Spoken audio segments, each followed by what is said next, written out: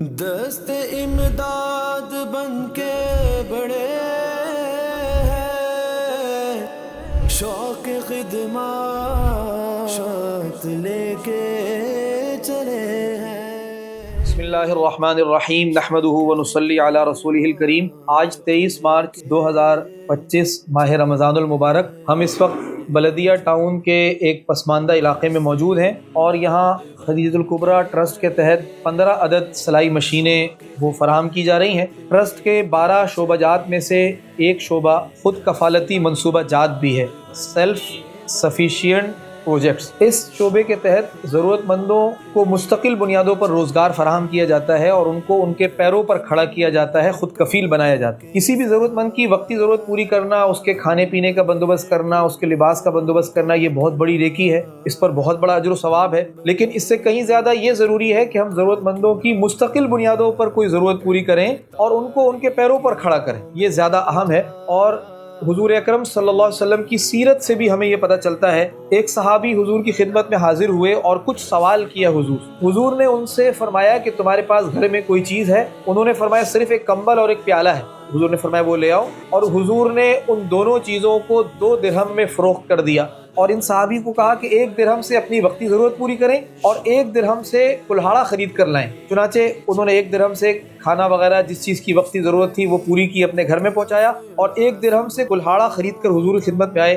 حضور نے اپنے دست مبارک سے اس کلہاڑے میں لکڑی نصب فرمائی اور ان سے فرمایا کہ تم جنگل میں چلے جاؤ اور 15 دن سے پہلے میرے پاس نہ آنا۔ وہ 15 دن تک لکڑیاں کاٹتے رہے اور کاٹ کر فروخت کرتے رہے اور پیسے جمع کرتے رہے۔ 15 دن کے بعد جب حضور کے پاس آئے تو ان کے پاس بہت سارے درہم جمع تھے، اور انہوں نے فرمایا یا رسول اللہ، اب نہ صرف یہ کہ میں اپنی ضروریات خود پوری کرتا ہوں بلکہ میں دوسروں کی بھی مدد کرتا ہوں۔ تو یہ اسلام کا ماڈل اور یہ ہے سیرت کا ماڈل کہ ہم لوگوں کو ان کے پیروں پر کھڑا کریں اور لوگوں کی ضروریات کا مستقل بنیادوں پر بندوبست کریں۔ تو اسی سلسلے کے تحت خدیجۃ الکبریٰ ویلفیئر ٹرسٹ کے تحت سلائی مشینیں فراہم کی جاتی ہیں کہ یہ مستورات اپنے گھروں میں کام کریں اور اپنا ذریعہ معاش اس سے پیدا کریں۔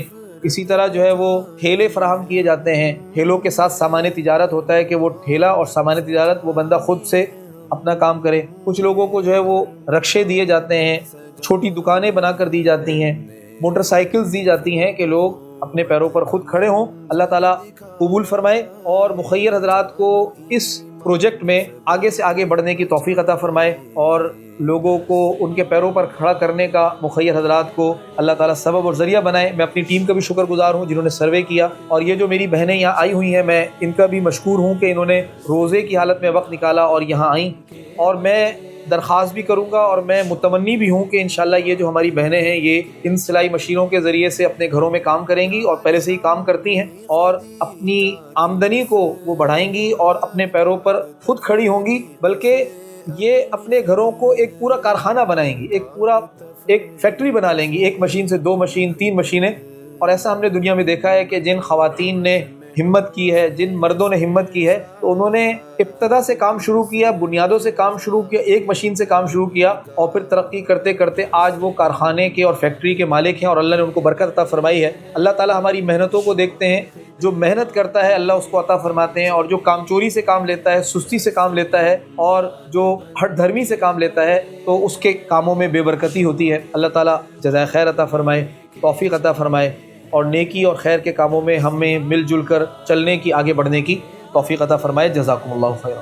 شوق خدمات لے کے چلے ہیں، درد مندوں کا ہو کے سہارا، ہم بنے ڈوبتوں کا کنارہ، ہم بنے ڈوبتوں کا کنارہ، کر کے تاریکیوں میں اجالا، علم ہی کا کرے